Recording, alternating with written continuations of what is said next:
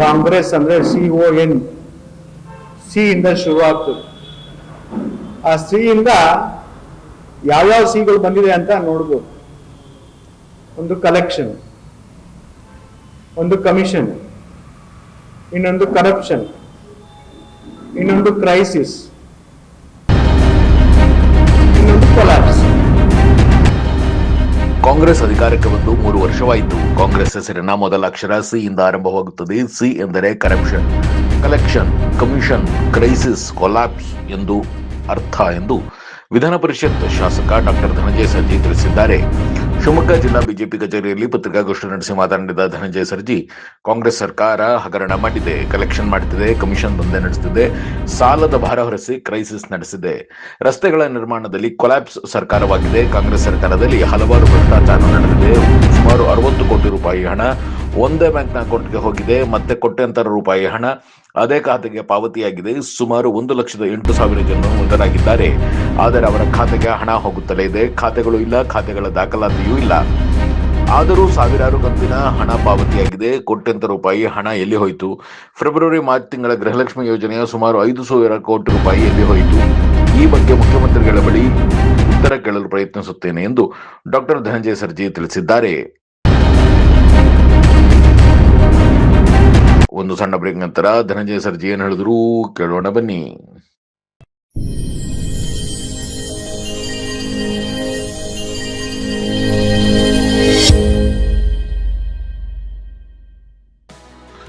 ಶಿವಮೊಗ್ಗ ನಗರದ ಸಾಗರ ರಸ್ತೆಯ ಗಾಡಿಕೊಪ್ಪದಲ್ಲಿರುವ ನಂಜಪ್ಪ ಲೈಫ್ ಕೇರ್ನಲ್ಲಿ ಜೂನ್ 15, 2026ರಿಂದ ಜುಲೈ 18, 2026ರವರೆಗೆ ಬಿನೈನ್ ಪ್ರಾಸ್ಟಾಟಿಕ್ ಹೈಪರ್ಪ್ಲಾಸಿಯಾ ಉಚಿತ ತಪಾಸಣಾ ಶಿಬಿರವನ್ನು ಆಯೋಜಿಸಲಾಗಿದೆ. ಸೋಮವಾರದಿಂದ ಶನಿವಾರದವರೆಗೆ ಪ್ರತಿದಿನ ಬೆಳಗ್ಗೆ 10:30ರಿಂದ ಸಂಜೆ 3:30ರವರೆಗೆ ಈ ಶಿಬಿರ ನಡೆಯಲಿದೆ. 60 ವರ್ಷ ಮೇಲ್ಪಟ್ಟ ಹಿರಿಯರಲ್ಲಿ ಹೆಚ್ಚಾಗಿ ಕಂಡುಬರುವ ಪ್ರಾಸ್ಟೇಟ್ ಗ್ರಂಥಿ ಹಿಗ್ಗುವಿಕೆ ಸಮಸ್ಯೆಗೆ ಪ್ರಖ್ಯಾತ interventional radiologist doctor Nishita SH ಅವರು ಈ ಶಿಬಿರದಲ್ಲಿ ಉಚಿತ ಸಮಾಲೋಚನೆಯನ್ನು ನಡೆಸಲಿದ್ದಾರೆ. ಪದೇ ಪದೇ ಮೂತ್ರ ವಿಸರ್ಜನೆ, ಮೂತ್ರದ ವೇಳೆ ಉರಿ, ಮೂತ್ರದಲ್ಲಿ ರಕ್ತ ಹಾಗೂ ಕೆಳ ಹೊಟ್ಟೆ ನೋವಿನಂತಹ ಲಕ್ಷಣಗಳಿರುವವರು ಈ ಶಿಬಿರದ ಸದುಪಯೋಗವನ್ನು ಪಡೆದುಕೊಳ್ಳಬಹುದು. ಹೆಚ್ಚಿನ ಮಾಹಿತಿ ಹಾಗೂ ಅಪಾಯಿಂಟ್ಮೆಂಟ್ಗಾಗಿ ಸಂಪರ್ಕಿಸಿ Nanjappa life care, Gadikoppa, Shivamogga. Mobile ಸಂಖ್ಯೆ 8050616525.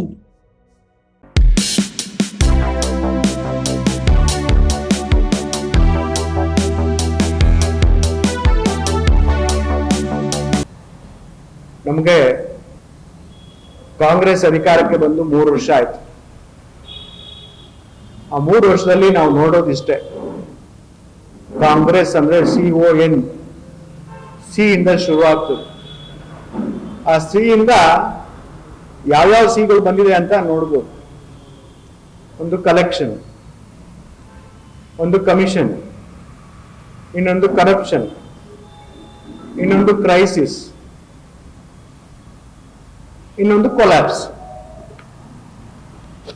ಕಲೆಕ್ಷನ್ ಅಂತ ಹೇಳಬಹುದು. ಕಲೆಕ್ಷನ್ ಅಂದ್ರೆ ಆಡು ಮೊಟ್ಟದ ಸೊಪ್ಪಿಲ್ಲ, ಕಾಂಗ್ರೆಸ್ ಸರ್ಕಾರದಲ್ಲಿ ಬೆಲೆ ಏರದ ಪದಾರ್ಥಗಳೇ ಇಲ್ಲ ಅಂತ. ಈ ಕಲೆಕ್ಷನ್ ಅಲ್ಲಿ ಬೆಳಿಗ್ಗೆ ಎದ್ದು ಕುಡಿಯುವಂತ ಹಾಲಿಂದ ಇನ್ನೊಂದು ಹಾಲ್ ತನಕನೂ ರೇಟ್ ಜಾಸ್ತಿ ಆಗಿದೆ. ಬರ್ತ್ ಸರ್ಟಿಫಿಕೇಟ್ ಇಂದ ಡೆತ್ ಸರ್ಟಿಫಿಕೇಟ್ ತನಕನೂ ರೇಟು ಜಾಸ್ತಿ ಆಗಿದೆ.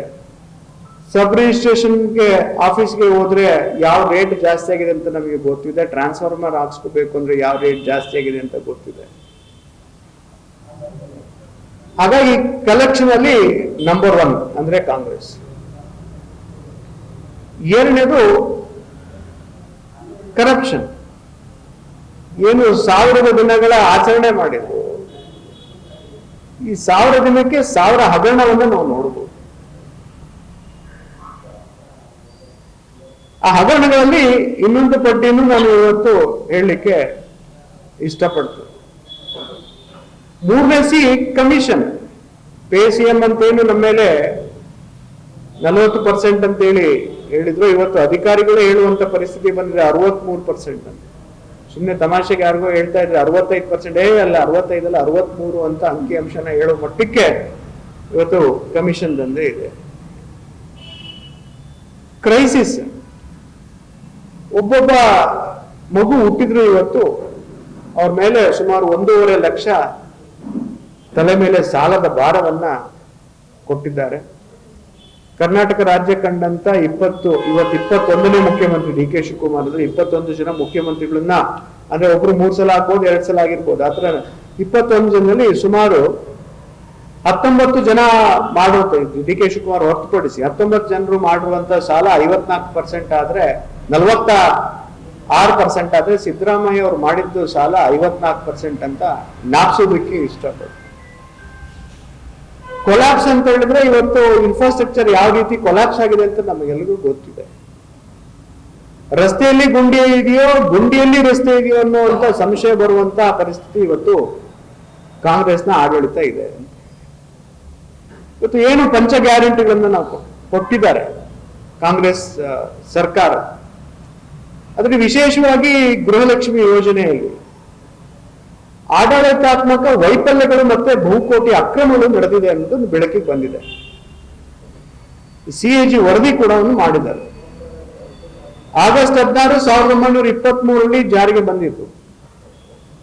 ಅವಾಗಿಂದ ಹಿಡಿದು ಫಸ್ಟ್ ಸ್ಟಾರ್ಟಿಂಗ್ ಮಾಡ್ಬೇಕಾದ್ರೆ ಅಲ್ಪ ಸ್ವಲ್ಪ ದೋಷಗಳಿರ್ಬೋದು ಅನ್ನೋದು ಅಕ್ಸೆಪ್ಟ್ ಮಾಡ್ಬೋದು. ಸ್ಟಾರ್ಟಿಂಗ್ ಅಲ್ಲಿ ಏನು ಇನ್ಫ್ರಾಸ್ಟ್ರಕ್ಚರ್ ಕೊಲಾಪ್ಸ್ ಆಯ್ತು, ನಮ್ಗೆ ನೆಟ್ವರ್ಕಿಂಗ್ ಕೊಲಾಪ್ಸ್ ಆಯ್ತು, ತಗೊಳಕ್ ಆಗ್ಲಿಲ್ಲ ಅಂತೇಳಿ ಹೊರಗಡೆ ಗುತ್ತಿಗೆದಾರರಲ್ಲಿ ಕಂಪ್ಯೂಟರ್ ಎಂಟ್ರಿ ಮಾಡೋದಕ್ಕೆ ಅವಕಾಶ ಕೊಟ್ಟಾಗಲೂ 100 ರಿಂದ 300 ರೂಪಾಯಿ ಕೊಟ್ಟು ತಾಯಂದ್ರೆಲ್ಲ ಎನ್ರೋಲ್ ಮಾಡಿಸಿ ಮಾಡಿದಂತ ಸಮಯವನ್ನು ನಾವು ನೆನೆಸ್ಕೋಬಹುದು. ಅದೇ ರೀತಿ ಸುಮಾರಷ್ಟು ಲೋಪದೋಷಗಳನ್ನು ನಾವು ನೋಡಿದ್ವಿ. ಆ ಲೋಪದೋಷಗಳ ಪಟ್ಟಿಯನ್ನು ನಾನು ನಿಮ್ಮ ಮುಂದೆ ಬಿಚ್ಚಿಡ್ಲಿಕ್ಕೆ ಇಷ್ಟಪಡ್ತೇನೆ. ಆರ್ಥಿಕ ಅಕ್ರಮಗಳ ವಿವರಗಳು ಅಂತ ಹೇಳಿ, ಒಂದೇ ಬ್ಯಾಂಕ್ ಖಾತೆಗೆ ಹಣ ಜಮೆ. ಎಷ್ಟು ಫಲಾನುಭವಿಗಳು ಅಂದ್ರೆ 19,020 ಫಲಾನುಭವಿಗಳಿಗೆ ಸುಮಾರು 60.70 ಕೋಟಿ ಅಂದ್ರೆ 3,03,000 ಪಾವತಿಗಳು ಅಂದ್ರೆ ಕಂತುಗಳು ಹೋಗಿದೆ. ಏನು ಒಂದೇ ಬ್ಯಾಂಕ್ ಖಾತೆಗೆ ಹಣ ಜಮೆ ಹೆಂಗಾಗ್ತದೆ? ಟೋಟಲ್ 8,995 ಪಾವತಿಗಳು ಅಂದ್ರೆ ಕಂತುಗಳು ಒಂದೇ ತಿಂಗಳಲ್ಲಿ ಮತ್ತೆ ರಿಪೀಟ್ ಆಗಿದೆ. ಒಂದೇ ಅಕೌಂಟ್ 19,020 ಜನ ಫಲಾನುಭವಿಗಳ ದುಡ್ಡು ಡೆಪಾಸಿಟ್ ಆಗ್ತಿದೆ ಅಂದ್ರೆ ಏನರ್ಥ?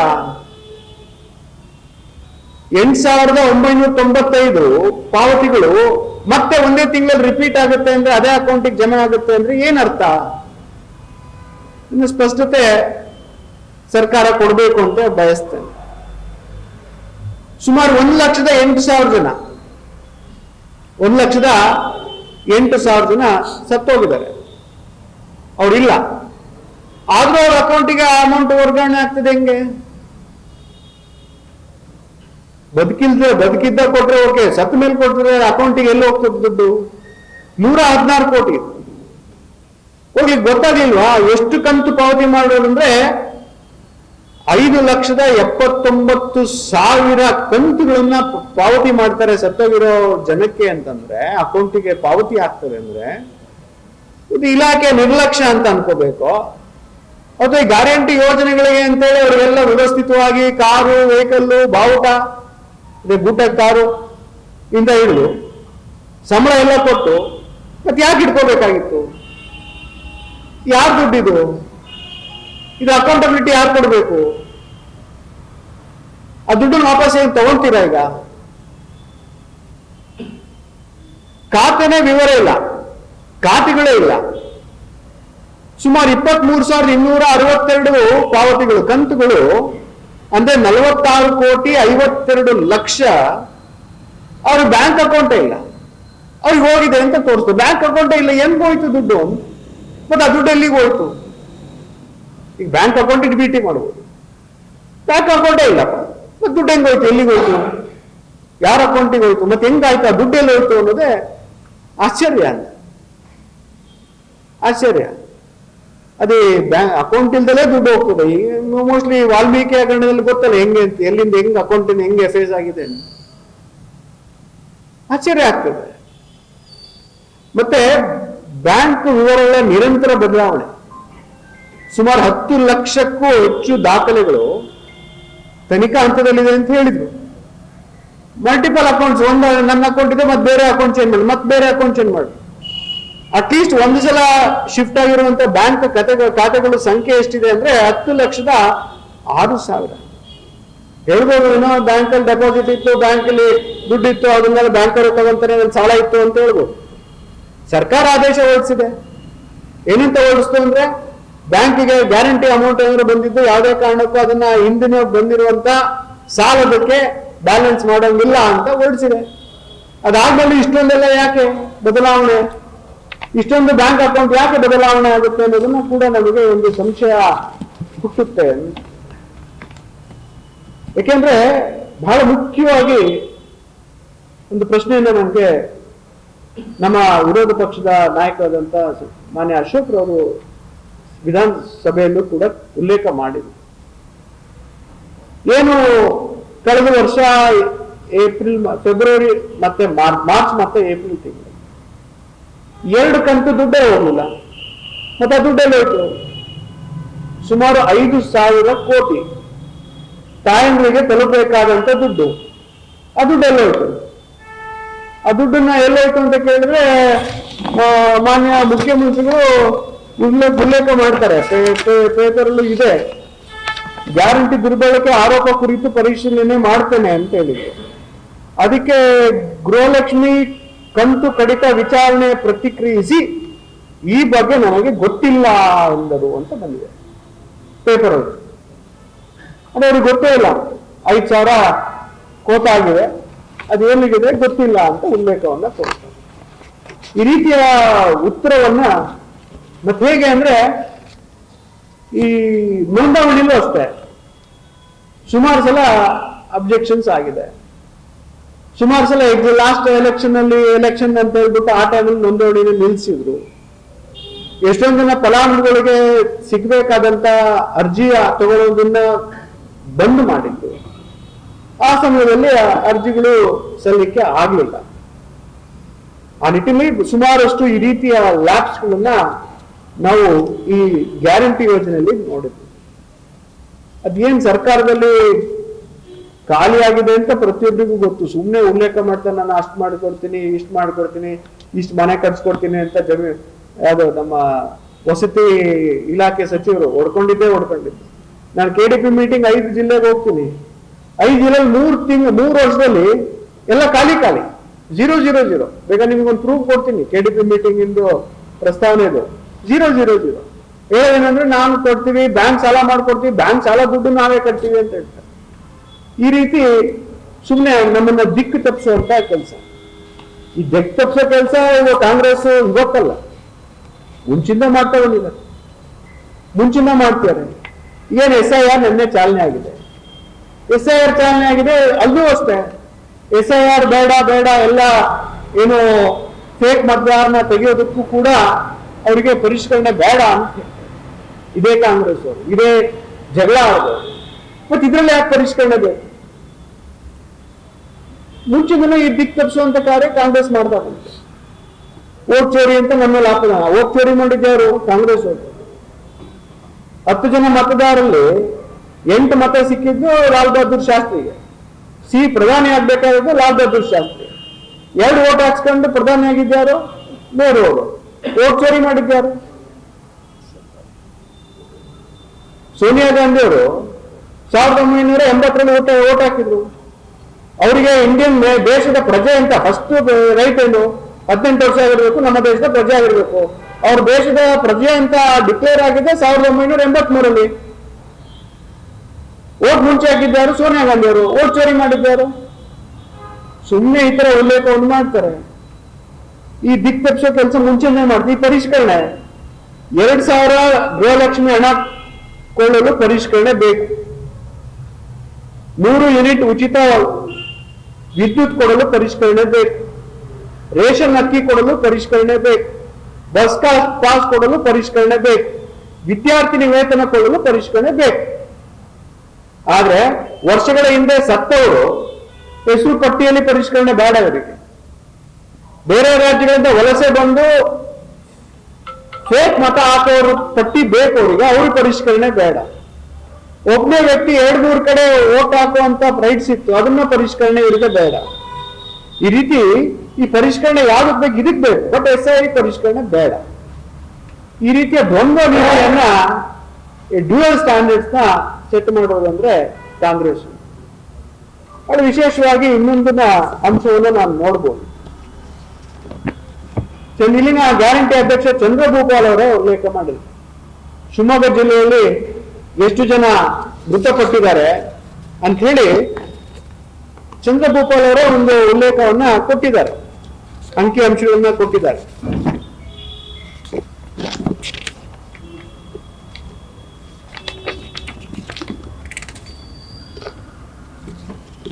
ಒಂಬತ್ತು 9,247 dead people in Shivamogga district ಅಂತ ಹೇಳಿ ಅವರಿಗೆ 2,000 ಅಮೌಂಟ್ ಹೋಗಿದೆ. ಯಾರು ಕೊಟ್ಟಿರೋದು? ಚಂದ್ರಭೂಪಾಲ್ ಅವರೇ ಕೊಟ್ಟರು. ಎಲೆಕ್ಟ್ರಿಸಿಟಿ ಯೂನಿಟ್ ಕೊಡ್ತಾ ಇದ್ದದ್ದು ಕಮರ್ಷಿಯಲ್ ಯೂಸ್ ಆಗಿದೆ ಅಂತೇಳಿ ಅವರೇ ಕೊಟ್ಟಿದ್ದಾರೆ, ಉಲ್ಲೇಖವನ್ನು ಕೊಟ್ಟಿದ್ದಾರೆ. ಈ ರೀತಿ ಮೃತರ ಖಾತೆಗೆ ಹಣ ವರ್ಗಾವಣೆ ಸುಮಾರು 9,247 ಮೃತ ವ್ಯಕ್ತಿಗಳಿಗೆ, ಜಿಲ್ಲೆಯಲ್ಲಿ ಮೃತಪಟ್ಟಿದವರಿಗೆ ಅಮೌಂಟ್ ಹೋಗಿದೆ ಅಂತೇಳಿ ಗ್ಯಾರಂಟಿ ಯೋಜನೆ ಅಧ್ಯಕ್ಷರು ಹೇಳಿದ್ದಾರೆ. ಅನರ್ಹ ತೆರಿಗೆದಾರರಿಗೆ ಸೇರ್ಪಡೆ 5,618 ಅನರ್ಹರು ಆದಾಯ ತೆರಿಗೆ ಮತ್ತೆ GST ಪಾವತಿಸುವ ಕಾರಣದಿಂದ ಅವರಿಗೆ ಇದರಲ್ಲಿ ಎನ್ರೋಲ್ ಆಗಿದ್ದಾರೆ ಅಂತೇಳಿ ಮಾಹಿತಿಯನ್ನು ಅವರೇ ಕೊಟ್ಟಿದ್ದಾರೆ. ಯೋಜನೆಯಿಂದ ವಂಚಿತರಾದ ಬಡವರು ಎಷ್ಟು ಅಂದ್ರೆ 61,380 BPL ಕಾರ್ಡ್ ಹೋಲ್ಡರ್. ಜಿಲ್ಲೆಯಲ್ಲಿ 61,000ಕ್ಕಿಂತ ಹೆಚ್ಚು ಬಡ ಮಹಿಳೆಯರಿಗೆ ರೇಷನ್ ಕಾರ್ಡ್ ಮತ್ತೆ ಆಧಾರ್ ಕಾರ್ಡ್ ಲಿಂಕ್ ಆಗದ ಕಾರಣ ಈ KYC ವೈಫಲ್ಯದಿಂದ ಈವರೆಗೆ ಅವರಿಗೆ ಒಂದೇ ಕಂತಿನ ಹಣ ಕೂಡ ಲಭ್ಯವಿಲ್ಲ ಅಂತ ಉಲ್ಲೇಖ ಇದೆ.